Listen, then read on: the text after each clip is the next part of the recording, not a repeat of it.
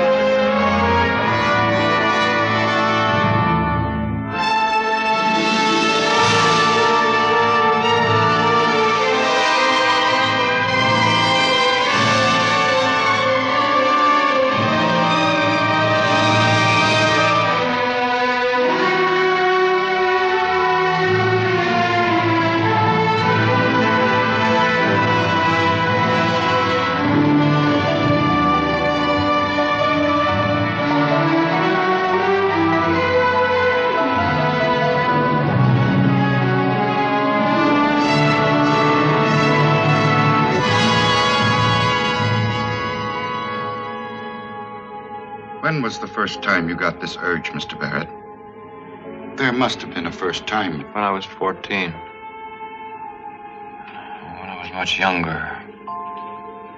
10. That's when I got the feeling. What gave it to you? Her braids. Tell me about her braids. I got excited. Go on. I grabbed her braids. Is that when you hurt her? I never hurt her. Did you pull on her braids? I caressed them. Kissed them. Did you pull on them? Do you think I'm a fetishist? Hell no, Johnny.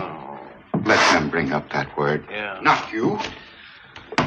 You'll be facing the best psychiatrist in the state. Yeah. They'll know when you're sharing. I feel sorry for Doc Fong. Professionally, he knows he's playing with dynamite. But he just couldn't turn down his closest friend, Swanee. They were in psychological warfare back in World War II. Today, the doc's a top-flight head handler, and Swanee's my boss, managing editor of the Daily Globe. The role you'll be playing will be stronger than your strongest imagination. So don't ever weaken. It'll be a daily duel between the insane and your own sane mind. And as for the doctors there, lower your mask for an instant and they'll know you're a phony. Never let them forget you're living on a sexual powder keg. It's all yours, Swanee. Think he's ready? As he ever will be. Well, the next move is yours, Kathy. Caressing my braids. Kissing them. What a disgusting story. What happens if they find out I'm not really his sister? I'll handle that. Johnny, you've got to be crazy to want to be committed to an insane asylum to solve a murder. Even if I don't crack this case, honey, my experiences alone will make a book, a play, or even a movie sale. But every man wants to get to the top of his profession. Mine is winning the Pulitzer Prize. Johnny. If this story doesn't do it, nothing ever will. But their sickness is bound to rub off on you. I said the same thing to you when you started singing in your skin. Remember, That's Kathy? different. But those hookers didn't get to you, did they? And those lunatics are not going to get to me. He's right. Reporters have impersonated coal miners, school teachers, hoodlums. Those reporters went in for a purpose. Not to win a journalistic halo on the cover of Life. And not to win a cash prize or get their pictures in Time and Newsweek. Oh, come on, Kathy. All you have to do is play your part. I'm fed up. Fed up playing Greek chorus to your rehearsed nightmare. Why don't you smuggle aboard a rocket and write the memoirs of an astronaut? Do you have any cigarettes, Kathy? Why don't you give up this psychoanalytical binge? Because it's what people buy. Mark Twain didn't psychoanalyze Huck Finn or Tom Sawyer. Dickens didn't put Oliver Twist on the couch because he was hungry. Oh, come on, Good Kathy. copy comes out of people, Johnny. Not out of a lot of explanatory medical Oh, terms. stop it, will you? You're on a hopped-up show-off stage. Get off it. Don't be Moses leading your lunatics to the Pulitzer Prize. Would you care for a cigarette? Oh, you'll make me sick. Sick at the thought of you playing games with your mind and riding that crazy horse. He has been conditioned for a whole year to ride that horse. You've got to saddle it and get me off and running. That's all, Kathy. Scratch me in this race, Johnny.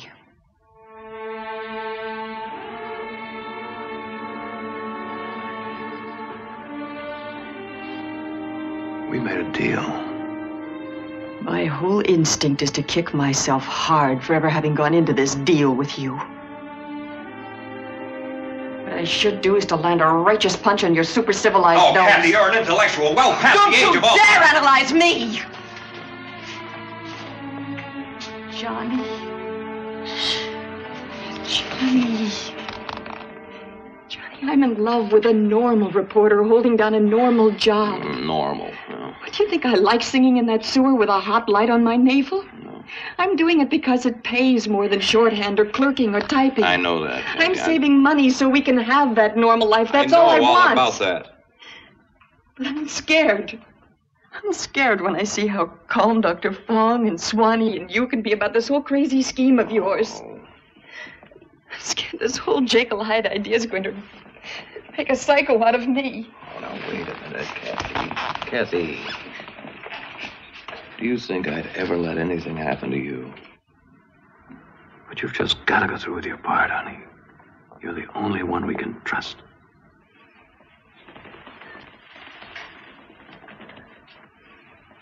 Thank God. Kathy. Then go back to your dive. Dive! That dive is holy compared to your ideas of work. Hamlet was made for Freud, not you.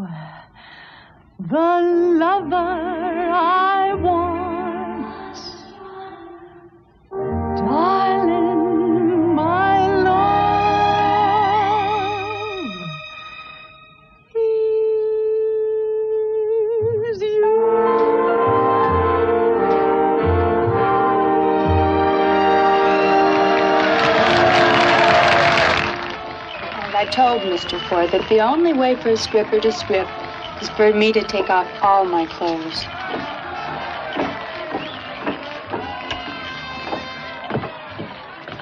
Did Johnny phone? No.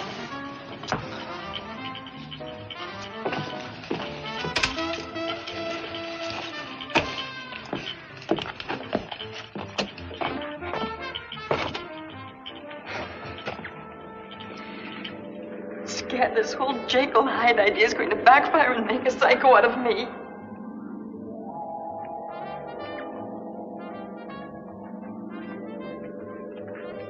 But their sickness is bound to rub off on you. I said the same thing to you when you started singing in your skin. Remember, Kathy? But those hookers didn't get to you, did they? And those lunatics are not going to get to me. She's going to blow her top if that guy dumped her. How can a girl love a guy that much? Tell him it's Kathy. Yeah. Put her on. Oh, Swanee. Change your mind, Kathy? Swanee, it's been 4 days. You called the shot.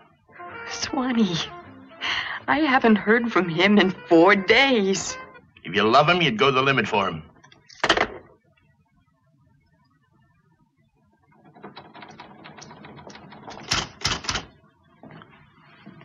Well, good evening. What can I do for you, young lady? My brother won't let me alone. How old is he? 30. Are you married? No. Does he live with you? No. Has he ever tried to attack you? He's tried. Has he ever hurt you? Yes. Have you ever brought charges against his sickness? Why not? Ashamed. And now? He said he'd kill me if I... Are you ready to sign a formal complaint that he's mentally unsound? I didn't hear you. Yes. What's your brother's full name, please? John Barrett.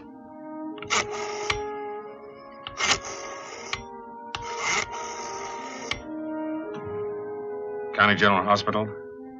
A psycho unit, please. Dr. Mencken? Kane, 16th Precinct. The subject's name, John Barrett. Attempted incest with sister.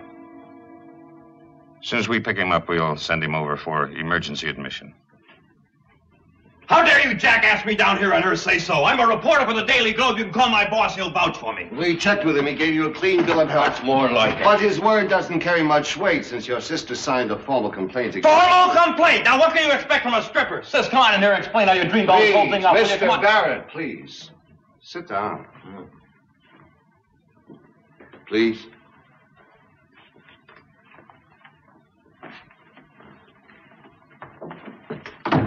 Your father living? No. Did you like him? Of course. Any brothers? No. Any other sisters? Just Kathy, that's enough. Mother living? No. Did you ever want your mother? What? What did you say? That's a filthy thing to say to me! Please. We're here to help you.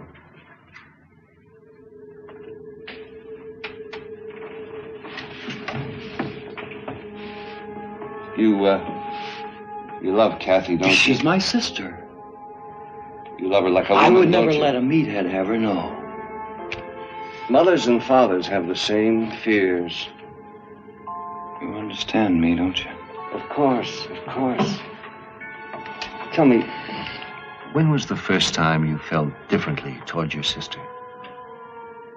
well, there must have been a first time. When I was 14. Look at the way his eyes lit up. He's got me talking. He's a happy little rascal.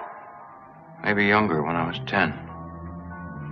Now, if you just ask me what made me feel different, this story will write itself. What made you feel differently toward her? Her braids. Tell me about her braids. I caressed them. Kissed them. Did you pull on them? I'd never hurt her. The next question's got to be about fetishes, according to Doc Fong's script. Oh, I don't like this. He's stalling too much. If he doesn't come through with that question, I'll fall right on my typographical face. Do you know what a fetishist is? There's no contest in this. Sure I know. As a reporter, do you ever cover a story where a man became intensely excited whenever he saw a woman with long hair? Long, loose hair? Yes. Did he make love to her? Yes, he killed her. You don't want to wake up some fine morning to learn you killed your sister. Oh, now, Doctor, I'm no epileptic with some kind of fetish for hair. Of course, Kathy, now her hair is different. I understand. I figured you would. I understand. Yeah. Didn't you threaten to commit suicide if she ever got married? Didn't you threaten your sister if she wouldn't let you make love to her? That's different. Why? Because she's different. Why is she different? Because. Because why? Because I want her and nobody's going to keep us apart. Nobody's going to...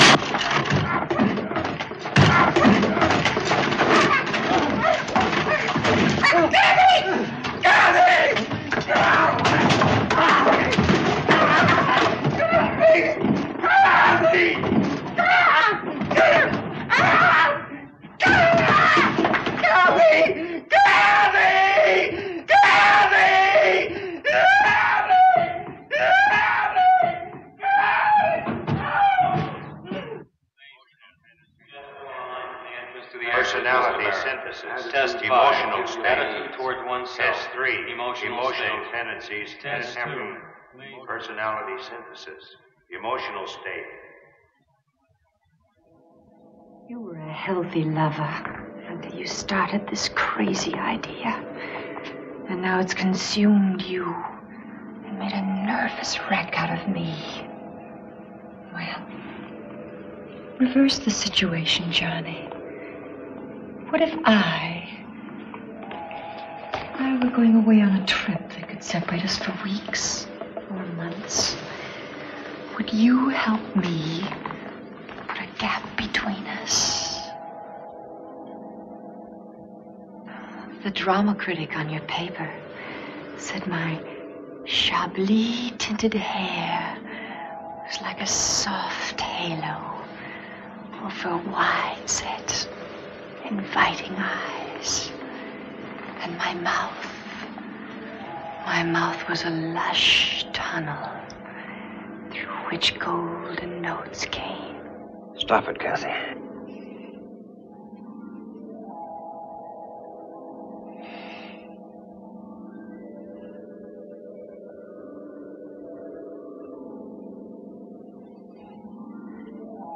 And my movements evoke the most inflammatory passions in all.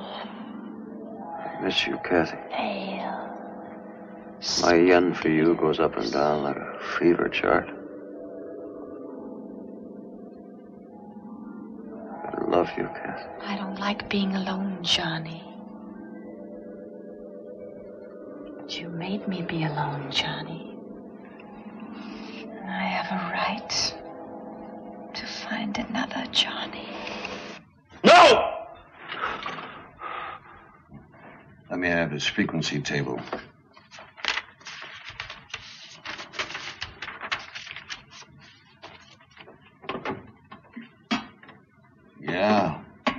Yeah. Shows a culmination of internal sexual conflict, generally of old standing, and based on a constitutionally determined chaotic sexual pattern. There's no doubt. His pattern of symptoms in a mental disease is familiar. We've got to resolve the underlying sexual conflict. Whenever he wants his sister physically, he is taking the form of a mental breakdown, an acute schizophrenic episode. What does it mean? Means I'm a pretty good teacher and Johnny's a smart student. So far, so good? I don't mean that. Aren't either of you concerned about his breakdown? What breakdown? Well, taking all those tests is bound to make him sick. You're right. That is something to worry about. On the contrary, I think he's got the perfect mood of borderline psychosis, exactly as we rehearsed. And if the Superior Court judge buys his performance, he'll be committed. 140 IQ classification. Very good, Mr. Barrett. Means superior intelligence. Oh, my name's Wilkes. Oh, I'm sorry. You'll have to get used to no belt, no shoelaces. New patient, John Barrett. Barrett, eh? Barrett, put it back. Barrett. Ward B, bed 2. Come on, Mr. Barrett. Come on. Barrett, huh? So you're a 140 IQ journalist. Where's your typewriter? Easy, Lloyd. The last reporter I had on this floor was Ben Franklin. That egghead gave me more trouble than... Come on, Mr. Barrett. Born phonies, all you newspaper men.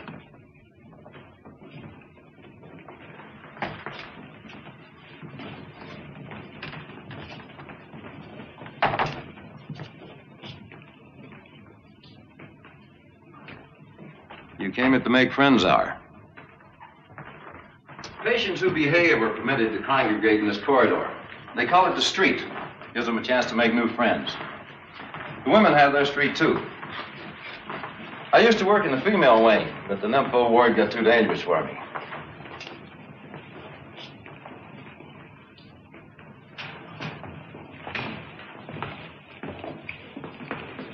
Well, this one's yours, Mr. Barrett. Am I the only loony in this ward? No, Mr. Barrett. Your roommates are in the street. Oh, if you don't mind, we never use words here like nuts, bugs, screwy, goofy, loony.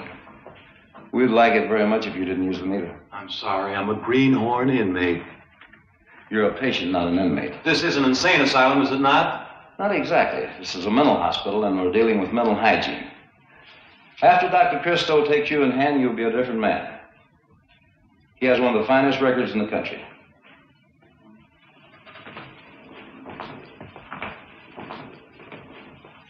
I really don't belong here. I understand. You won't cause any trouble, though, will you? As you did when you attacked the county hospital psychiatrist. I forgot myself. We're here to help you to remember, not to forget. I phoned my sister. No, I'm sorry. I'm hungry.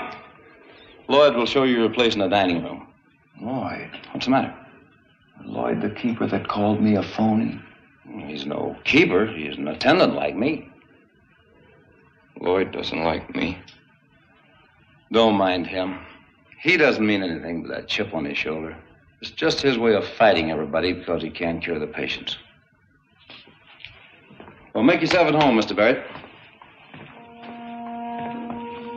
I made it. I'm in. Ever since my voice changed, I've wanted to be in the company of the newspaper greats. And this long corridor is the magic highway to the Pulitzer Prize. Maybe I'm looking at the killer right now.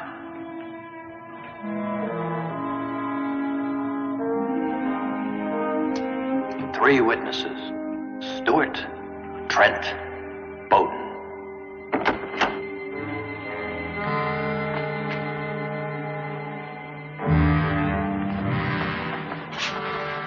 How do you do? I'm Pagliacci. Johnny Barrett. Welcome to Ward B, Mr. Barrett.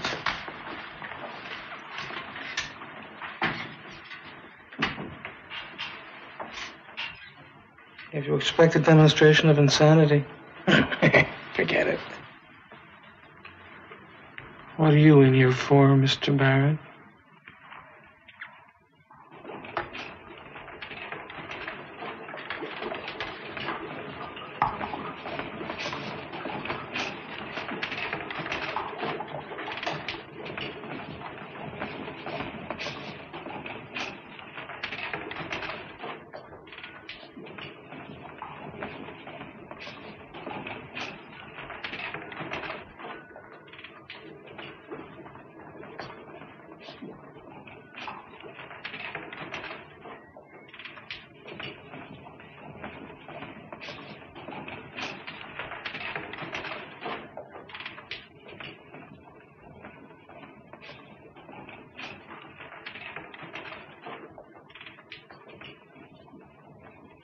Witness number 1, Stewart.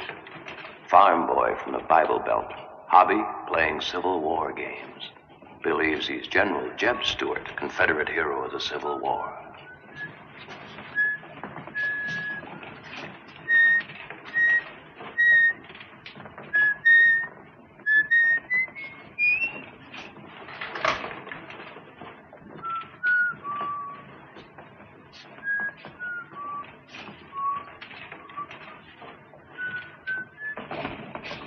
Mr. Pulitzer. Come on, show you to your table.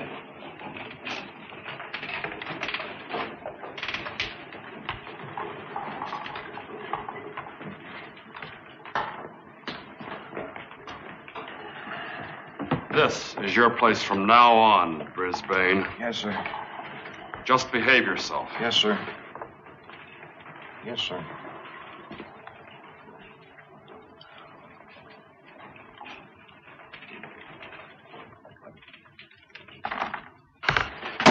Don't give us any knives or forks around here. They're afraid we'll hurt ourselves.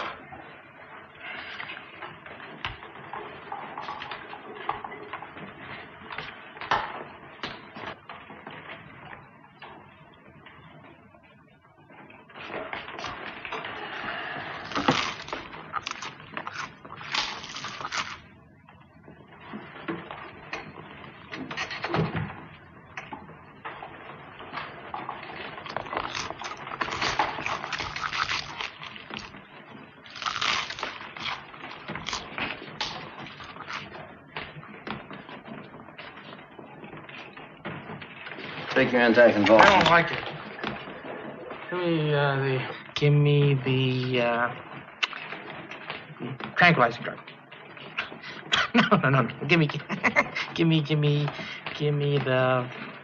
that one. No, that one there. The vitamin. I hate my meat already chewed up. I can eat a steak the size of a cow. What am I, an infant? Drink this. He ate my vitamins.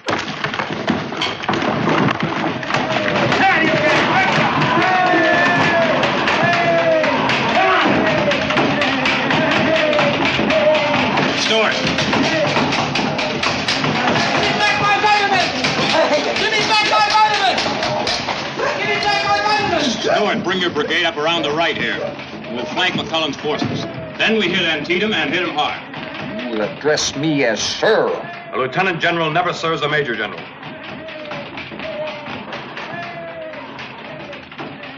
What lieutenant general? Nathan Bedford Forrest. At ease, Jeff. Report to my command post. Where are you bivouac, sir? Come on, gentlemen, we're going back to the wards. Where are you bivouac, sir? A mile north of Gettysburg, Ward B. Better leave your brigade behind with me, General. I'll be there, sir. Now march!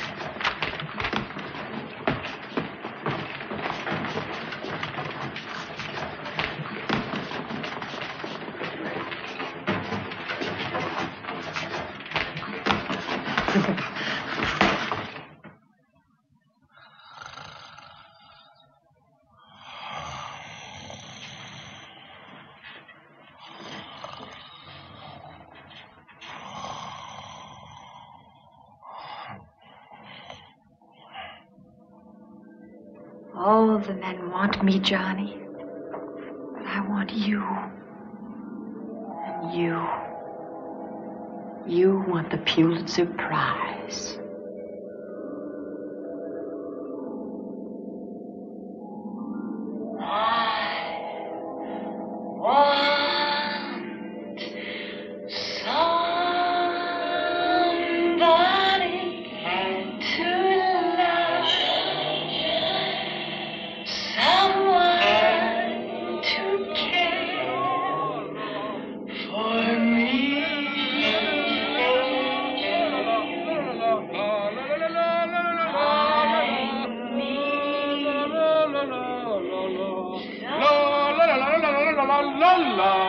La la la la la la la la la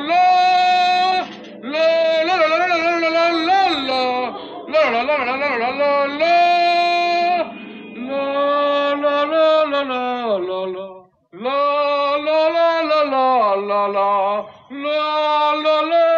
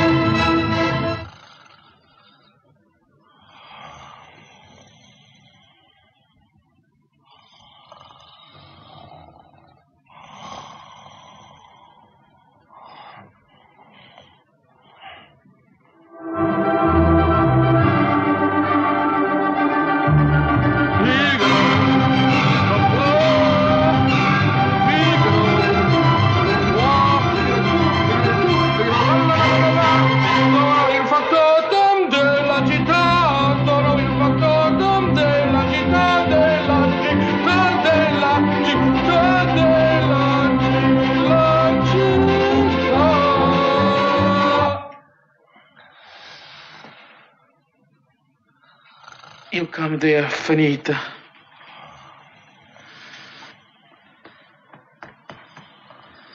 Thank you. Thank you. It was in the middle of that aria. And they pitched forward in my face like this. I died of a heart attack caused by overweight.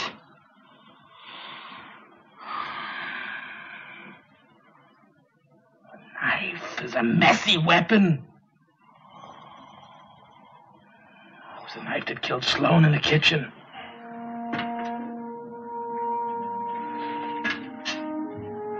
Do you know why so many people came to my funeral? They wanted to make sure I was dead. Who used a knife on Sloan? I took my time killing my wife.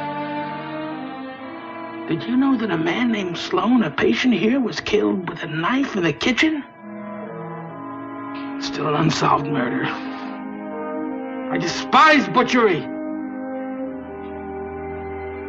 I didn't want my wife to die like Sloan, so I gently sang her to death. Good night, Mr. Barrett.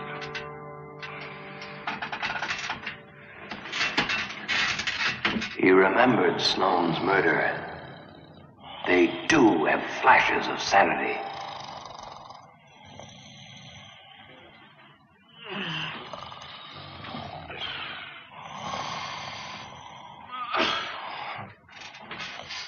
Breakfast bell! Wake up, John! Wake up!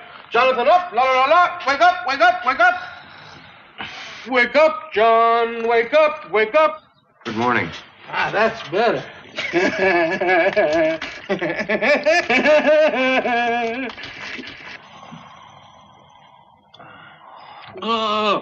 La la la la. La la la. Sing. Figaro ti, Figaro ta, sing, sing. Sing. Figaro la, Figaro li, Figaro la la la la la, Figaro la, Figaro la, Figaro la. Oh, you started in as a copy boy, I see. Yeah, when I was 14. And supported your sister. Mm-hmm. Did you sleep well? La, la, la, la, la, la, la, la. I'm an opera lover now. Pagliacci's harmless. I want to help you, John, but I need your cooperation. I understand. Why didn't you cooperate with my staff this morning? They want to hurt me. Do I want to hurt you? Oh, I've had my eye on you every minute since I've been here. Do you know who I am? Of course. Who am I? Dr. Christo, clinical director, head of the medical staff for 7 years. Married, 2 children, hobby, gone. Don't you know? Now it's time to ask me about voices. You hear voices? Yes. My head hurts. I gotta get out of here. Call my paper. They can't go to press without me there. Is Kathy all right? That's why you're here, John. To make sure she will be all right. You understand? Why did you fingerprint me? I've committed no crime. You're not in prison, John. He told me I shouldn't love her as a woman. Who told you? The man on TV. He looked right at me and told me it was naughty. Now, how would he know? He's never met Kathy. Does he talk to you often? Every time I turn on TV. Could this man be your father? My father wouldn't get sore if I played around with Kathy. And besides, what's he doing on TV? He's dead. I am impotent, and I like it. How you feeling, Mr. Barrett? Fine, just fine. Hydrotherapy. Is that what you call this treatment I'm getting? That's right. Kathy come to visit me yet? Your sister? Yeah. Not yet. She'll probably come on visiting day. Confidentially, Mr. Wilkes. Yes? Yeah. Do you really think that all this nerve calming treatment's going to help me forget how much I want her in my arms?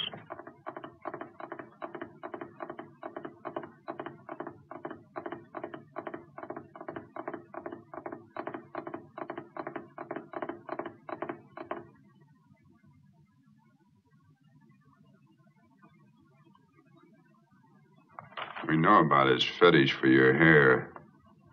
But did he ever try to cut it off? Once. With a pair of scissors or a knife? Scissors. Did he kiss you when he tried to cut off your hair? No.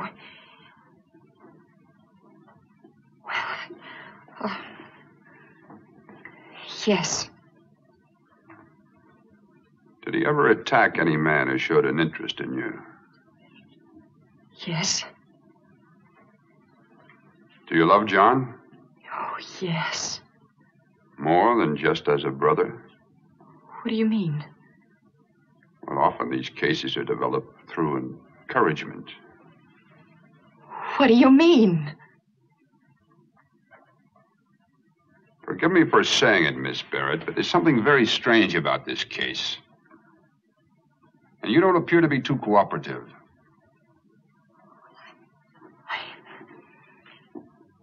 I'm sorry, Dr. Christo. When I received your call, I thought something had happened to Johnny, and I just wasn't prepared for this. Inquisition? No. But you thought of the word, didn't you? Yes. Was he jealous of the way you revealed your body to other men?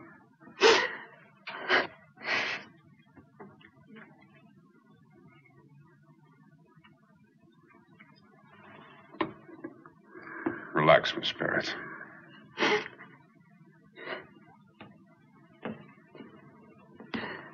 May I see Johnny now? You'll have to wait for visiting day. How is he getting along? And he's in dance therapy now. Dance therapy? I got an idea how I can help my buddy. I'd do anything to help. All right, have the fellow play Dixie. Joe, would you please play Dixie?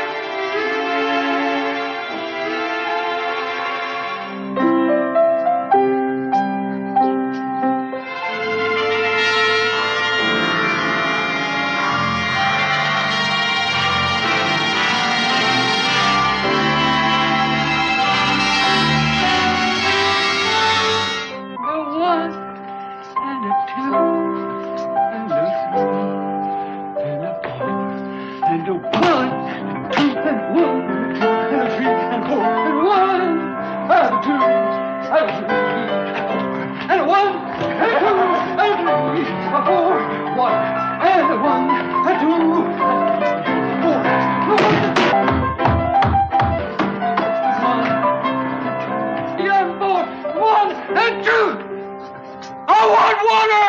I'll get the water for you, General. Dixie! 1, 2, 3, and 4.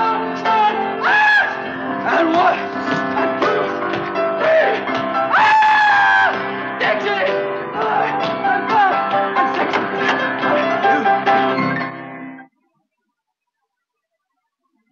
My Bonnie lies over the ocean. My Bonnie lies over the sea. My Bonnie lies over the ocean. Oh, bring back my Bonnie to me. Bring back, oh, bring back, oh, bring back my Bonnie. Nymphos. He's mine. He's mine. He's mine. He's mine. He's mine. What's the matter with this door? He's mine. He's mine. He's mine. He's mine.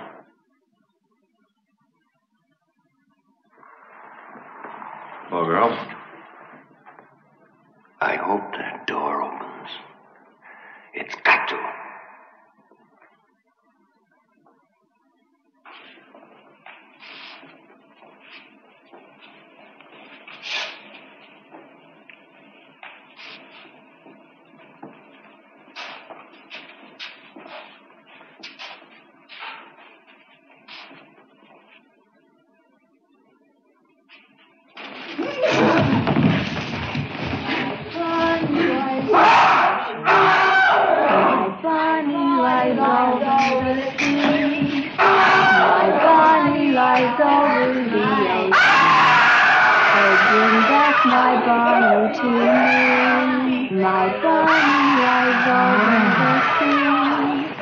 My Bonnie lies over. I love coffee. I love tea. I love boys love me. I love coffee. My Bonnie lies over. I love boys love me. I love coffee. I love tea. I love bring back my Bonnie. Bring back. Oh, bring back. Oh, bring back my Bonnie to me. My Bonnie lies over the ocean. My Bonnie lies over the sea. My Bonnie lies over the ocean. Oh, bring back my Bonnie. I love coffee. I love tea. I love the boys and the boys love me. I love coffee. I love tea.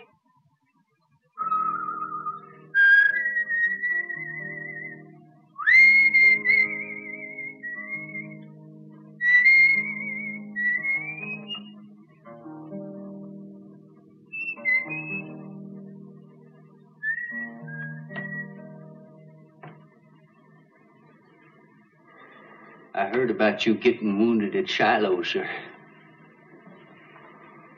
Does it hurt much? I'll get the mess sergeant to fix you some baked apple. Baked apple, huh? I haven't had any baked apple since I was in Japan. How far is that from Shiloh? Japan isn't in this country. It's far away in Asia.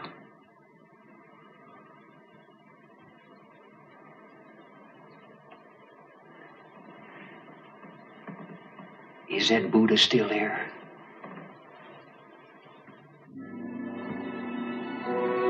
I keep seeing it in color, and it keeps looking at me. The great Buddha Kamakura. I want to climb a parallel up to his head and look at the people down below praying for my battalion.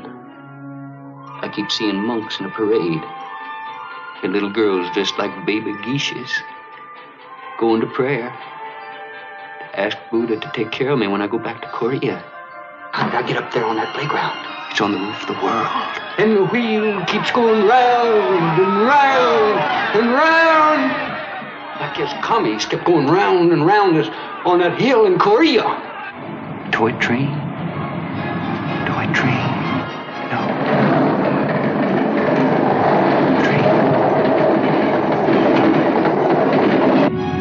Mount Fuji. another train, and another, and another, and another, and another. We were supposed to sandbag a train in Korea. But we were captured. I remember it was cold and they marched us in the snow.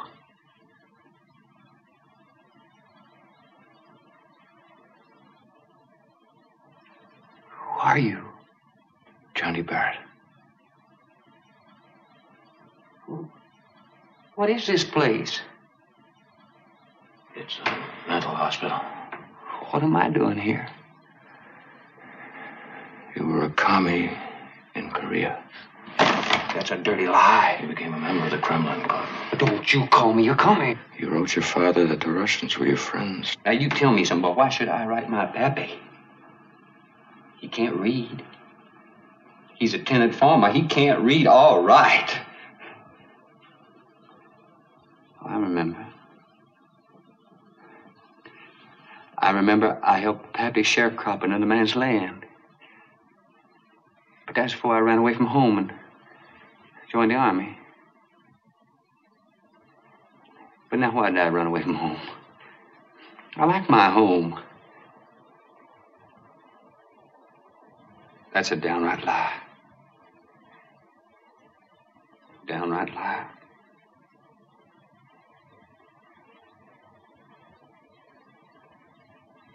I know why I went over to the commies.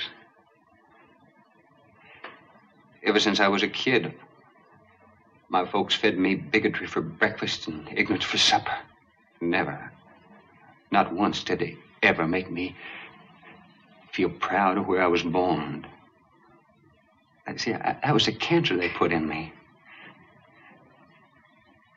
No knowledge of my country.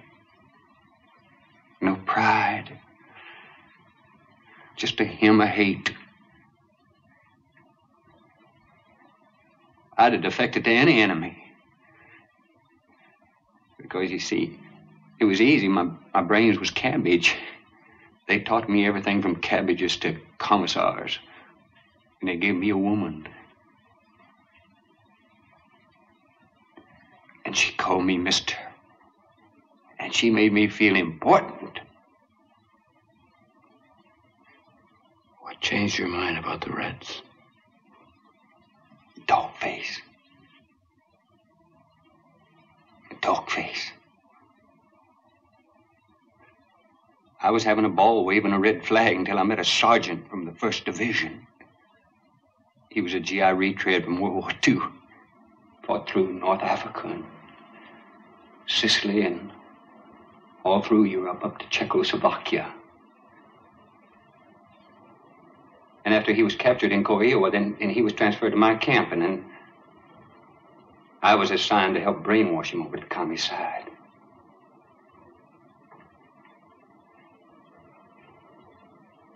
And this Sergeant Kolowitz, that was his name, Kolowitz. He told me things that I never dreamed of.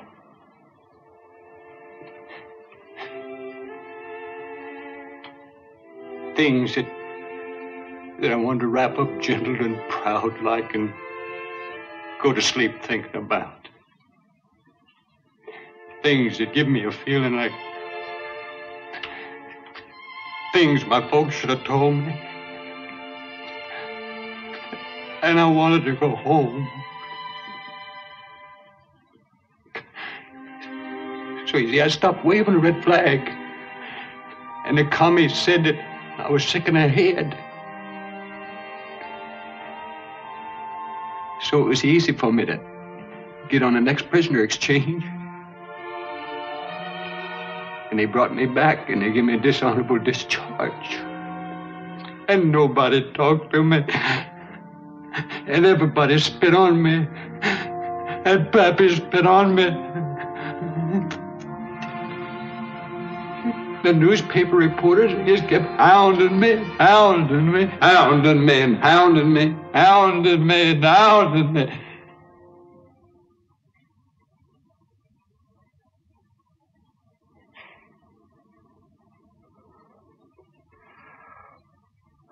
Stuart. Sorry, but I gotta ask you a question. Do you think they'll let me out of this place now that I'm all right?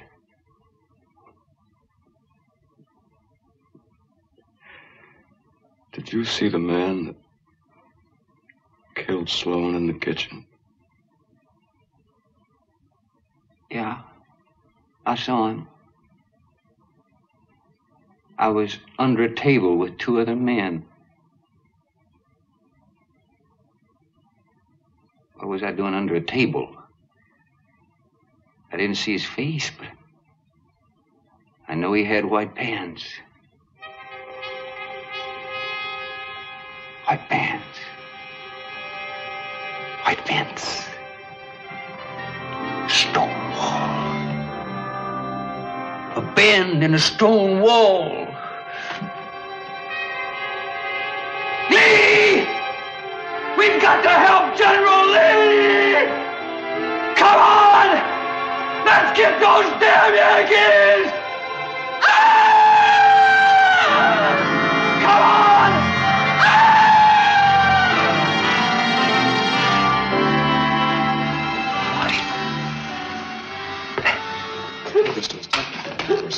Does he ask for me?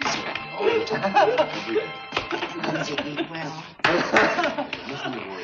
He likes tea, you know, with lemon in it, and oatmeal.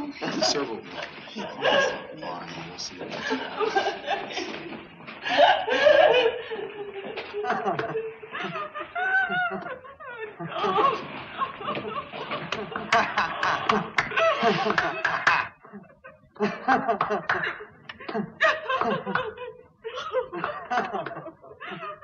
The killer is an attendant or a doctor. Stewart couldn't see his face, but he saw white pants. Tell Swanee that one of the other two witnesses will open up. I feel it. The killer is an attendant or a doctor. Stewart couldn't see his face, but he saw white pants. Tell Swanee that one of the other two witnesses will open up. I feel it.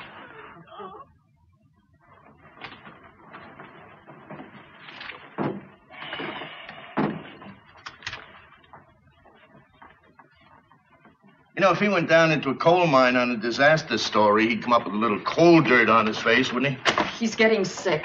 Doing great. He's been there only 6 weeks, narrowed the hunt down to a hospital employee, didn't he? Something the cops couldn't do. If you don't phone Dr. Christo right now and get Johnny out of there tonight, I will. Oh, Kathy, you're becoming a nervous wreck. I'm more worried about you outside than I am Johnny inside. Phone him! You phone him! Call Dr. Christo and you lose Johnny for good, and you know it!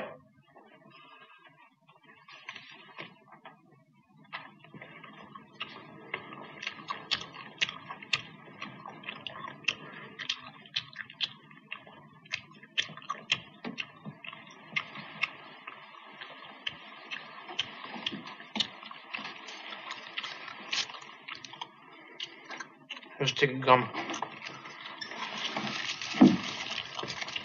Have another one. Come on. Chew, chew. Open your mouth and chew them. I got 5. Come on. Chew them good. Put them in your mouth. It's very good for you. Here. It's very good for you to chew these up. Chew them. A little more. That'll be just enough. Chew. Come on. Chew, chew, chew. See, you chew. And your jaw muscles, they get tired. Okay? And then the other muscles, they get the message, and they get tired too, see? And before you know it, you're sleeping. And when we're asleep, nobody can tell a sane man from an insane man. Huh? Good night, Mr. Barrett. Good night, Mr. Pollock.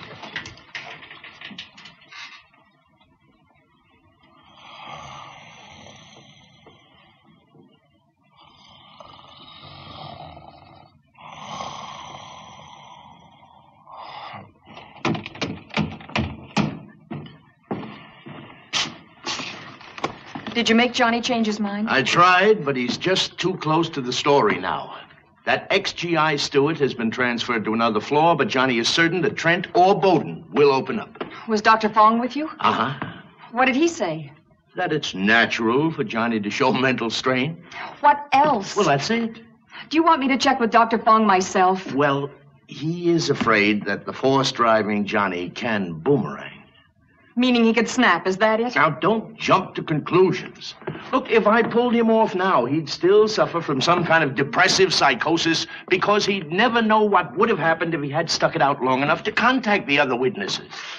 You mean if he quits now, that depression sickness could hit him? Yes. But if he cracks the murder, he'll be all right, won't he? Yes.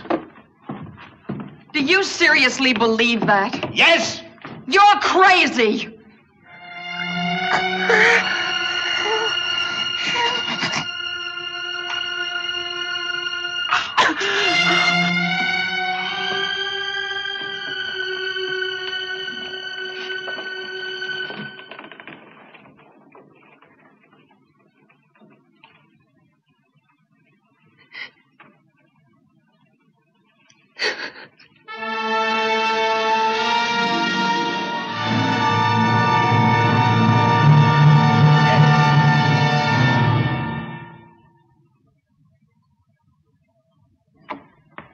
No, thank you. No.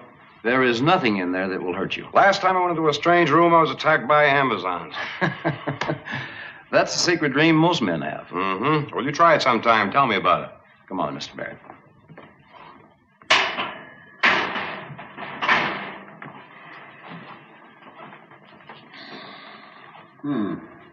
Something wrong? No. Just saw the twitch of one of your muscles. The one in my head? Tell me, John, is your desire for your sister still as strong as ever? I'll tell you what, Doc. You level me off, and I'll share all my dreams with you. I'm cold and sweaty. Chill sweats are usual in your case. What is my case? You're suffering from a form of dementia praecox incident to the age of puberty, characterized by childish behavior, hallucinations, and emotional deterioration.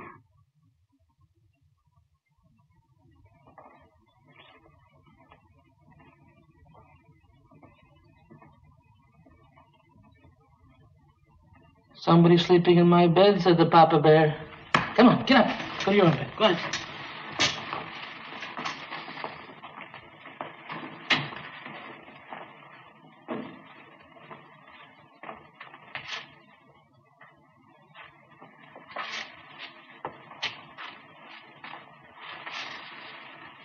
What are you in here for, Mr. Barrett?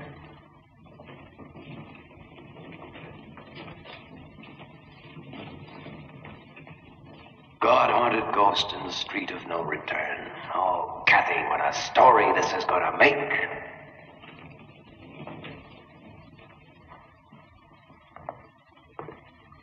Don't you dare strike me. I'm pregnant. I've been carrying my baby for 5 months now. God-haunted ghost. Not bad for a lead. If only Stewart had held on a little longer. Another 2 seconds and I'd have cracked this yarn.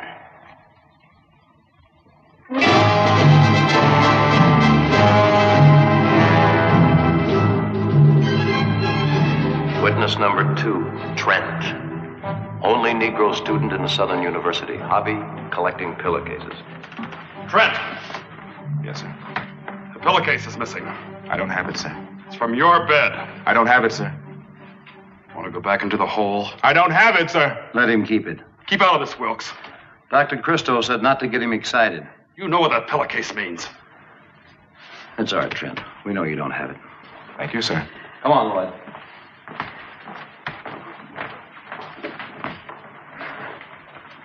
He does that every day. He's reaching out for his nerves. Friend of yours? No, he's a nigger lover.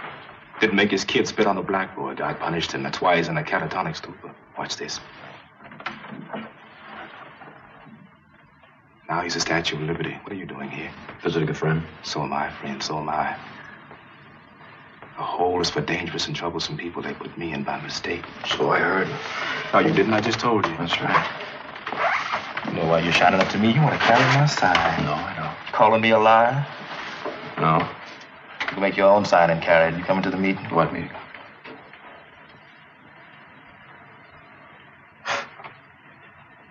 I forgot. Do you know the conductor of the State Symphony Orchestra? No. I do. He comes here now and then as guest conductor of our own hospital band. I like him, but he's mixed up. How do you mean? He permits a black boy to play with white musicians. Imagine a black boy. Oh, they're all right as entertainers, but... let's get him before he marries my daughter! Fred! Come on, snap!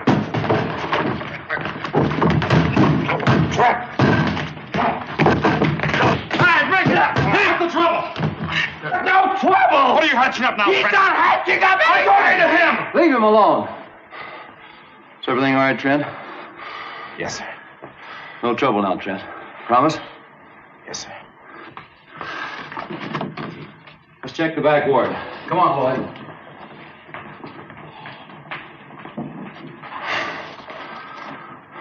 Thank you, friend. It's all right, friend.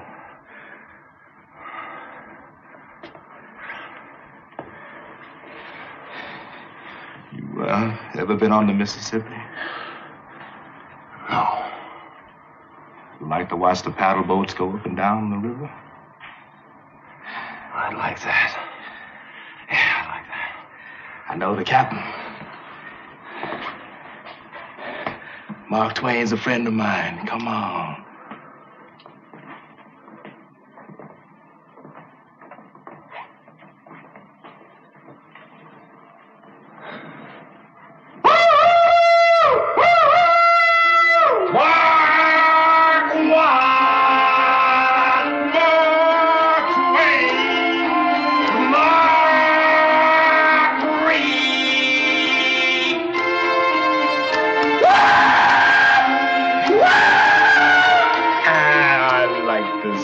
So do I.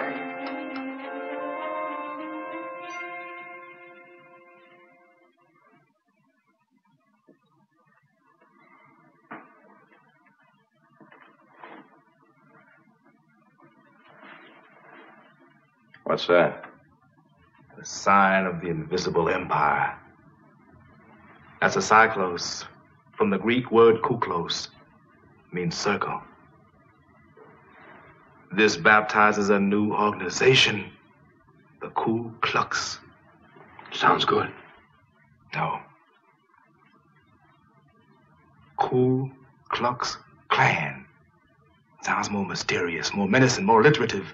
Ku Klux Klan. Say it. Ku Klux Klan. KKK. KKK. It'll catch on quick. It'll drive those carpetbaggers back north. Scare the hell out of them, tar and feather them, hang them, burn them. Who are you? Your friend. I don't know you. I got here, Fustus, with the mostest men. General Forrest, Nathan Bedford Forrest. General, you going around taking credit for founding the KKK. I'm the founder.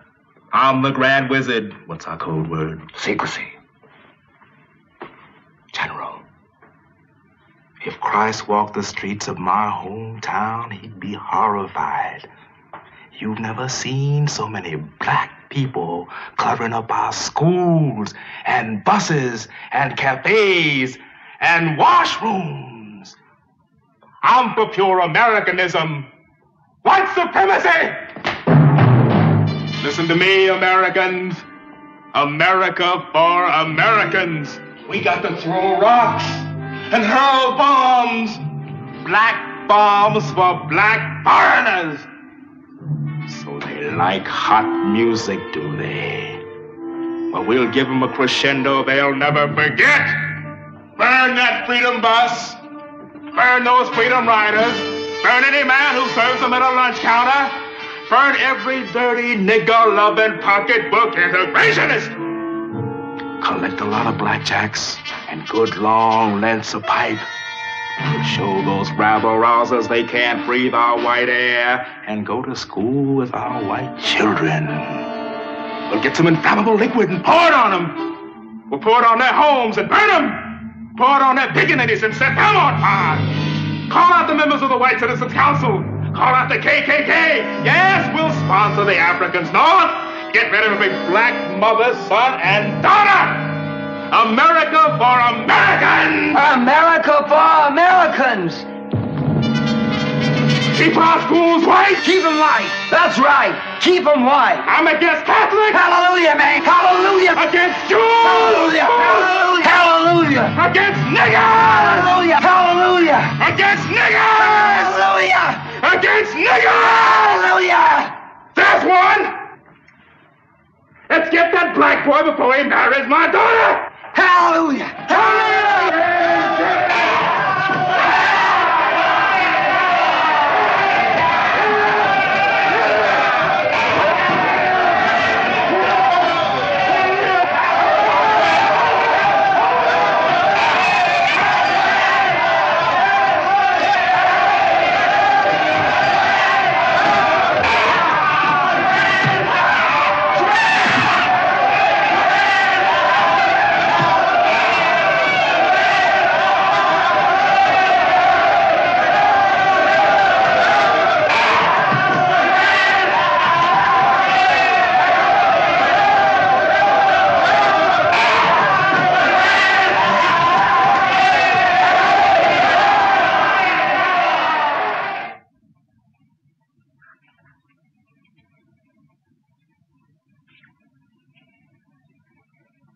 Let's see. August 30th, 1954. Wednesday, August 30th, 1954. The U.S. Supreme Court decreed the nation's schools must be racially desegregated with all deliberate speed. I'm a boy in the Amazon jungle. A brown boy, not a black boy. And someone is scraping my thigh with the teeth of the piranha fish to change my blood to white blood. I'm a boy in the Amazon jungle. A brown boy, not a black boy. And someone is scraping my thigh with the teeth of the piranha fish to change my blood to white blood. August 30th, 1954. The U.S. Supreme Court decreed a ceremonial dance to be racially desegregated with all deliberate speed. Wednesday, August 30th, 1954. The U.S. Supreme Court decreed a ceremonial dance to be racially desegregated with all deliberate speed. It's the KKK. Run, run. Run for your life, Trent. I can't see his face. Here comes the KKK. Run, run. Run for your life, Trent. I can't see his face. I can't see his face. Here comes the KKK. Run, run. I can't see his face. I can't see his face. Run, Trent. Run, run, Trent. Run! Run, run, run!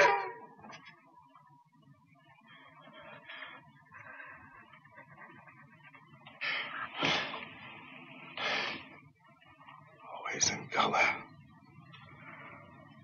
It's that same nightmare, always in color. Strange how I always get my mind back after that dream.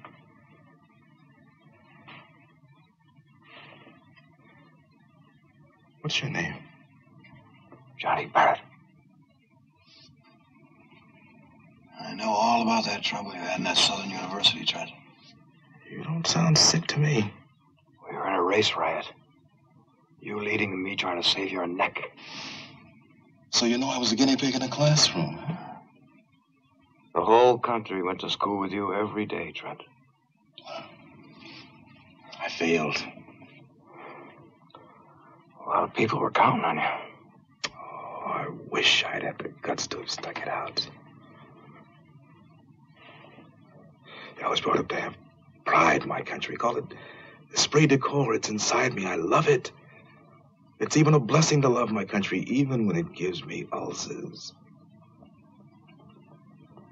And those ulcers will stop the day all schools must get an education before being allowed to open their doors. Do you know who killed Sloan with the butcher knife in the kitchen? I can't blame the students. They were brought up to hate the color of my skin. It's their Their blueprint for delinquents, the birth of lynchings, the disease carried to those yet unborn. Those poor, sick children are taught to depend on their parents' claws instead of their love. And the irony of it is that many Negroes are mulatto, and integration is well established down south. Remember Sloan, who was killed in the kitchen with a butcher knife? I remember the first day I went to school. A woman held up her child so he could reach out and beat me with his little fist. Sure, I remember Sloan. What was the name of the doctor that did it? It wasn't a doctor, it was an attendant. I even had a private teacher to help me to make sure the university wouldn't flunk me. Do you know his name? Of course. I saw him kill Sloan, didn't I? Did you know that my house was attacked by night-riding shotgunners? Would you tell me his name? Sure. You know, if I hadn't quit school, I'd have gotten very, very sick. Tell me his name. Get that nigger! He's not going to school with my daughter. First the classrooms, then the school dances, you know what after that. Trent, go to your own home. Go to your own school, nigger. Go to your own schools. Go to your own black schools, nigger. Trent! Go to your own black school. Trent! I'm for pure Americanism. White supremacy! Listen to me. I'm for pure Americanism. White supremacy! Listen! Get that freedom bus! Trent! Burn that freedom bus! Trent! Burn those freedom riders! Shut up! Trent, shut up! Trent, shut up!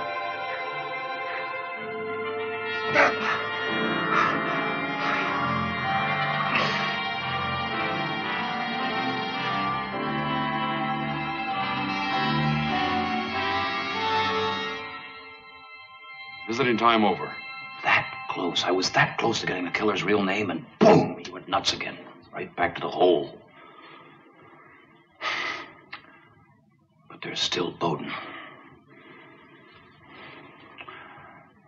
I'll reach him. I'll get to him, and this time I'm not going to waste one of his sane moments. I'm going to ask him right out, all about the murder. Boom, I'll get the answer. You realize, Kathy, I'm sitting right on top of this story.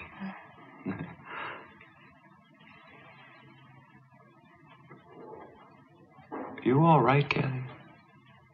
Johnny. Don't ever do that! Don't you ever kiss me like that again! What? You know what I mean. No, I don't know what you mean, Johnny. You tell me. What do you mean I should never kiss you again like that?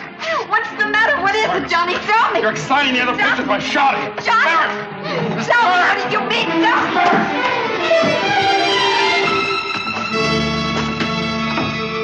What's the matter with her?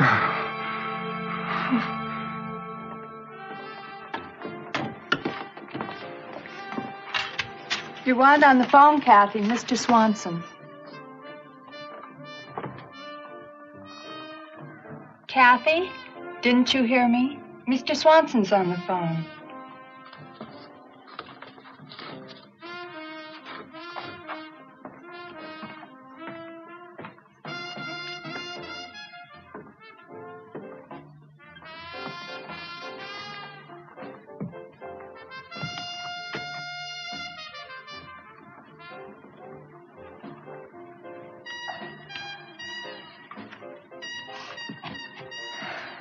Yes.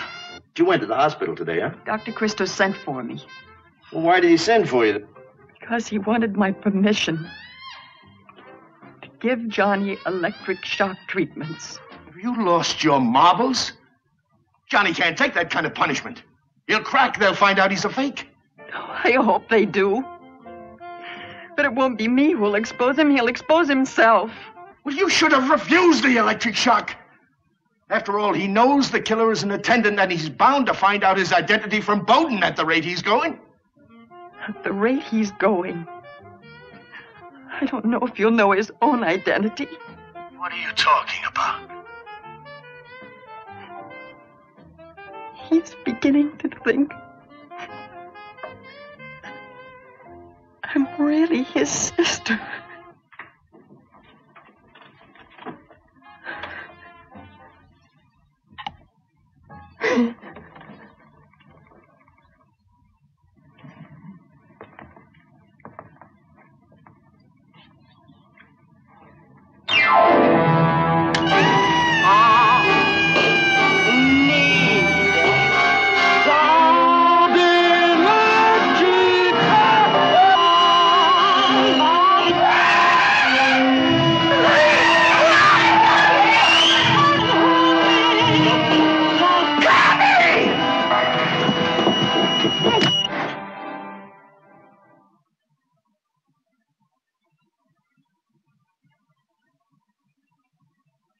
What's the matter with my voice?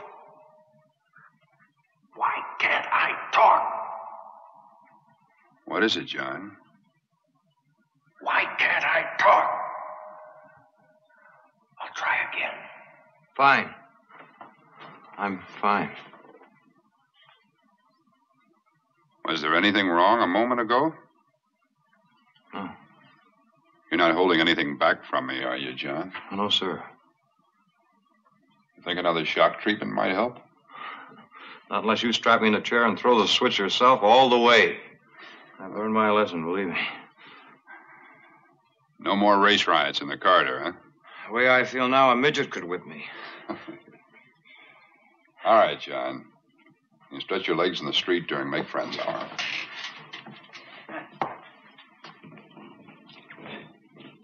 I beat them all. They didn't learn a thing.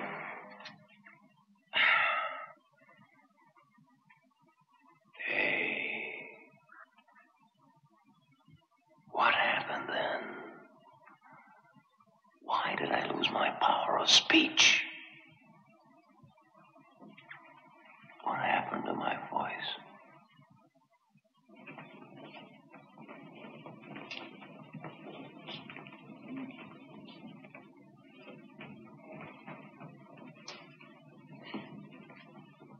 Witness number 3, Dr. Bowden, American physicist, Nobel Prize winner, worked on the atom bomb, the H-bomb, the most brilliant scientist alive today. Went insane working on nuclear fission, missiles, and rockets to the moon. Hobby, drawing. Now has the mentality of a child of 6.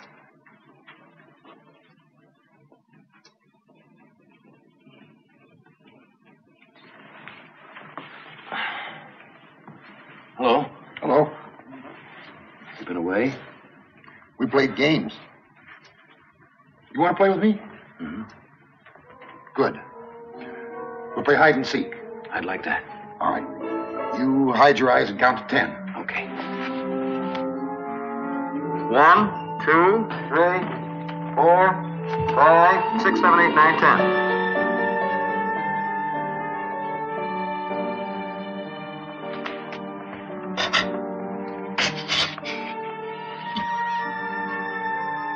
I wonder where he could be hiding.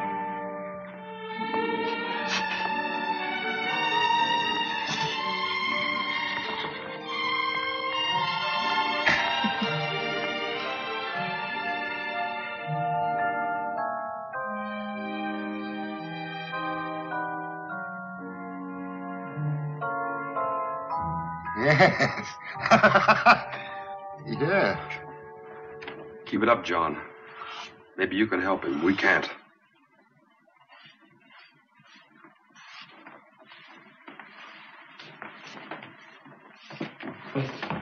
All by myself Well, it's now. coming along just fine, isn't it? Oh, yeah. Good. See, I can do it all by myself now. Hi. Guess what? I got Dr. Bowden making a portrait of me. It's really a professional job. He was a wonderful artist at one time, you know. Einstein's hobby was the fiddle, and Bowden's hobby was drawing. Still has the mind of a child, but his hand is a stroke of an adult. Imagine me, you're Johnny, giving therapeutic treatments to Dr. Bowden. Oh, you look so much better than you did the last time. Oh, you tell Swanee Bowden's apt to snap back to sanity at any moment. And when that happens, I'll crack that jigsaw. What about my perjury? Dr. Crystal will be delighted. Don't you see, Kathy? The killer could score another victim if he's not exposed. And the judge will understand why you lied.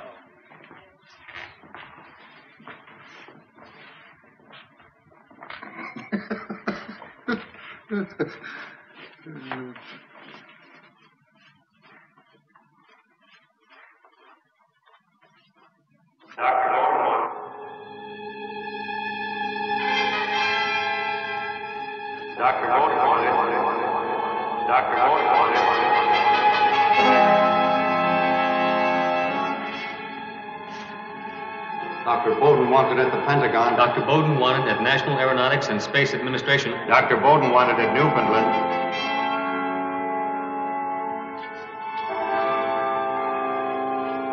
Dr. Bowden wanted. Dr. Bowden wanted at National Aeronautics and Space Administration. Dr. Bowden wanted at Newfoundland. Dr. Bowden wanted at Newfoundland. Dr. Bowden wanted at Newfoundland. Not again. Rockets were fired off in Newfoundland in 1953. I detected the first hint of the radiation belt, didn't I? And let me alone. I'm through. He's rational. Hey, not now. Oh, God, don't let me lose my voice now. Hold still, John. You're moving too much. You know, John, we've become too sophisticated in the art of death. Please, please let me ask him. I've got to ask him. There's a sense of doom and crisis. I'll write the question. No, it's like we're snapping back in childhood. I've got to get my voice back. We have too many intellectuals who are afraid to use the pistol of common sense. Don't panic. John, how can I finish your portrait when you keep moving around? Don't panic now. Your voice came back in the ward, didn't it? Don't panic. It'll come.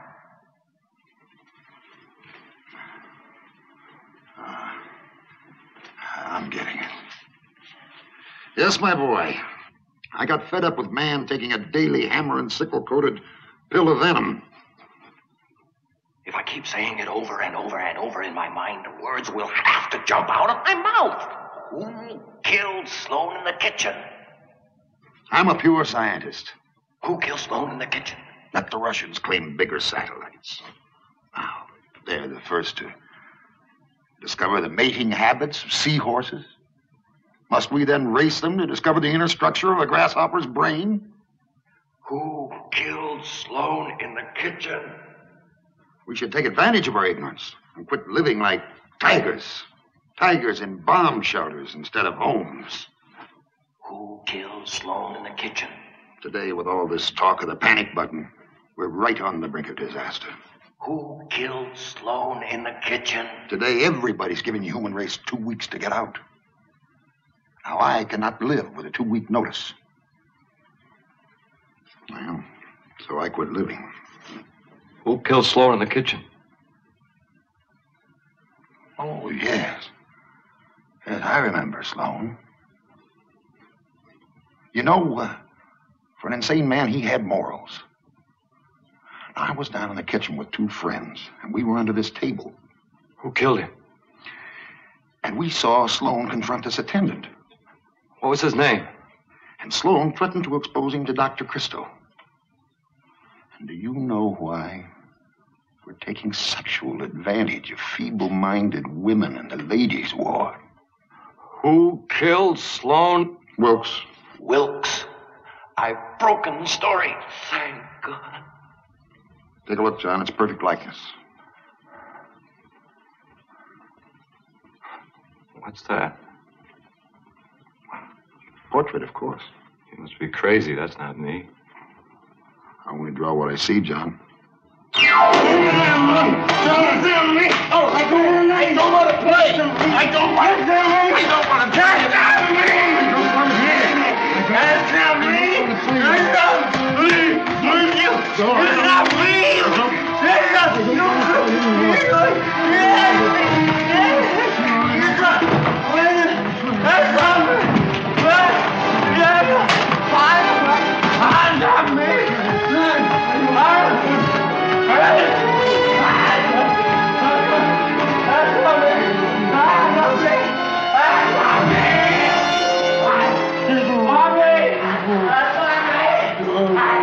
No. I don't want to play.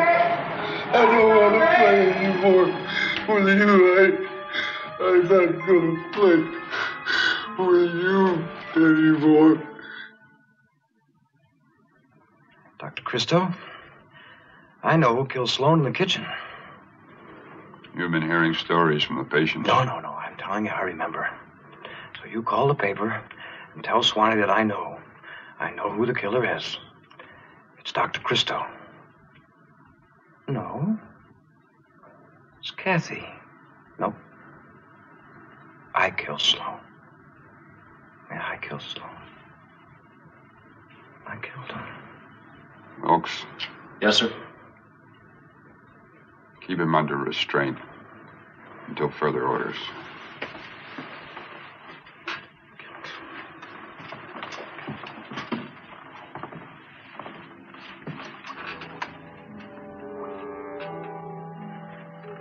Are you sure you killed Sloan? Sure, I'm sure. No. Kathy killed Sloan. Why are you interested in Sloan? Wilkes killed him? Who told you I killed him? Dr. Christo.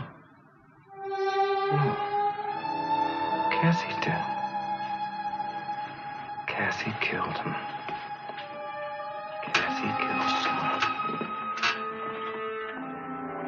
Kathy did it. Kathy killed Sloan. Why should Kathy kill him?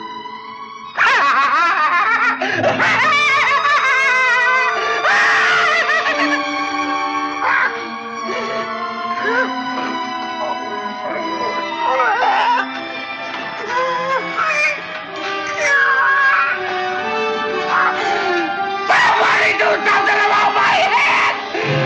Oh, my head!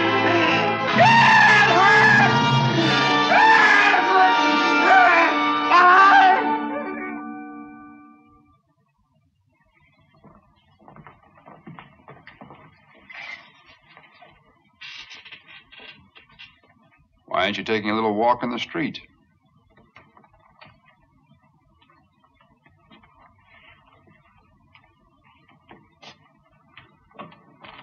With these on? What's wrong with It's them? embarrassing. That's a good sign. How's the headache? Gone. I lost it in the hole. You know who I am? Dr. Christo. That's Mr. Wilkes, Mr. Lloyd, and I'm a different man. Who killed Sloan? I wish I could remember the name. Watch it now. This may be a trap. 2 attendants here. Could be one of them. Who? Sloan. Who's Sloan? Remove it. Well, I think it's time you got a little exercise, John. Thank you, Doctor. Wilkes, relieve Kellogg and Hydro. Huh? Yes, sir.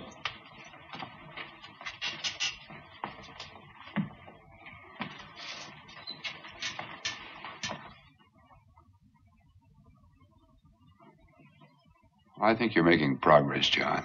Real progress. He gave me the name of the killer. He named the killer, and I can't remember. I just don't understand. He handed the story to me right on a platter. Right on a platter. He gave me the name. I've got to... Why can't I think of the name? Name! I can't remember the name of the killer.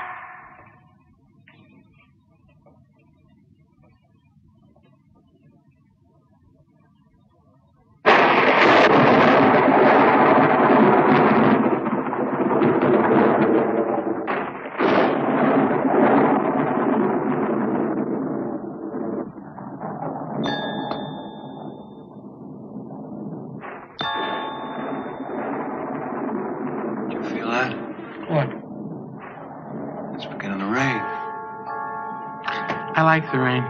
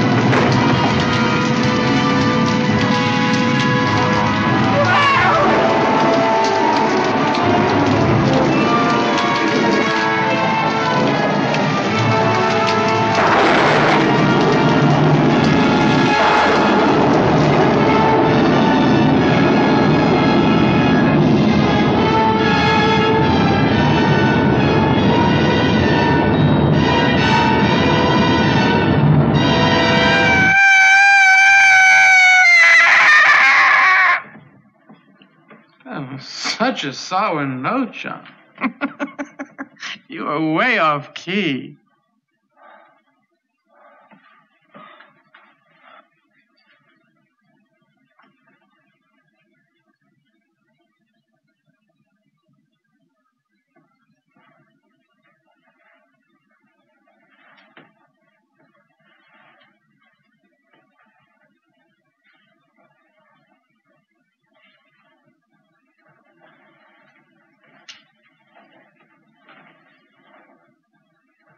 I remember Wilkes. Wilkes! Crystal, you got to listen to me. You got to let me out of here, please. Call my paper, talk to Swanee. He'll tell you why I'm here. Now, John, don't start that again. Wilkes killed Sloan, I swear it. Get Wilkes, I can prove it. I thought you killed him, John. Doctor, I'm not nuts. I'm here for the paper. I'm a plant. Now, forget all about Sloan, huh? Why don't you keep Pagliacci company? Have him sing La Boheme for you. Yes, sir.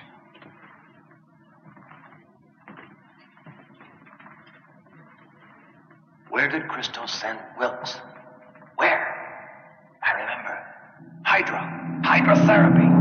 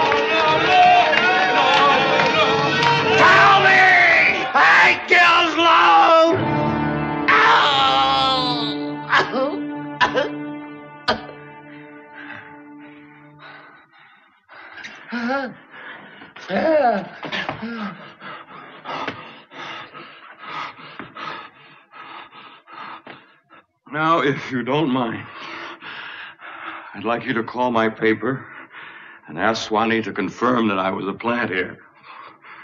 That is a load off my mind, Doc. He was sane enough to write that story. He's been sane for weeks. Don't you stand there and tell me that there's nothing you can do for him. Why? Why is he like that? Oh, God in heaven. Well, a man can't tamper with the mind and live in a mental hospital and subject himself to all kinds of tests and expect to come out of it sane. John is a catatonic schizophrenic. What a tragedy. An insane mute will win the Pulitzer Prize. He is not insane.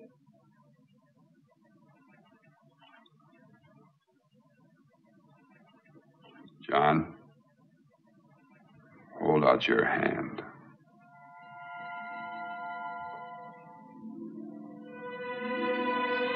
Johnny! Johnny,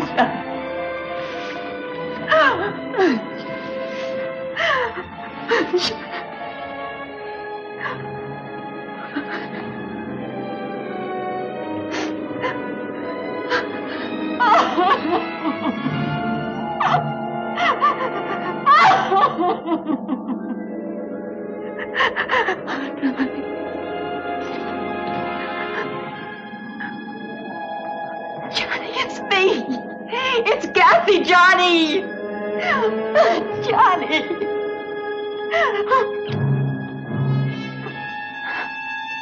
Johnny, it's Kathy. It's me.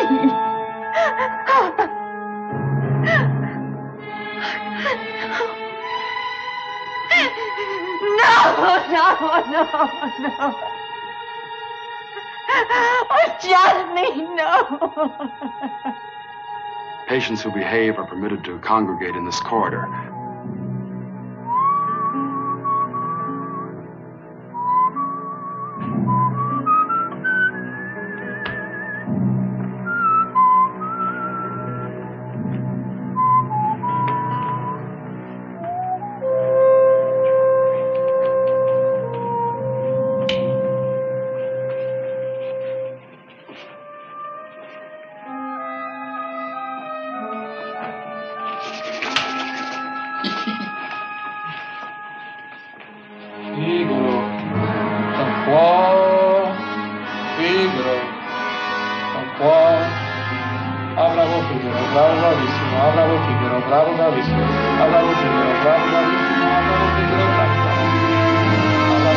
Bravo,